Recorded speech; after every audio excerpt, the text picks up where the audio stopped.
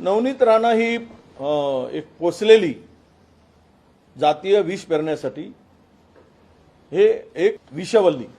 नवनीत राणा म्हणजे जात आणि धर्मामध्ये भांडणं लावून सत्तेची पोळी कशी शेकता येईल अशा प्रकारची पोचलेली, पाणी घालून म्हणजे जिवंत ठेवणारी ही विषवल्ली आहे.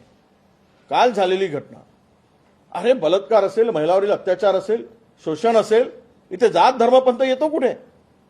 जो कोणी असेल तो नालायकच असतो, तो हरामखोरच असतो, त्याला फाशीची शिक्षा झालीच पाहिजे. तिथे बुरखेवाले नव्हते, तुला कसं माहीत? नवनीत राणाला कशाच्या आधारावर बोलली? तोंडात आलं, तोंडाच्या वापा बाहेर काढायच्या.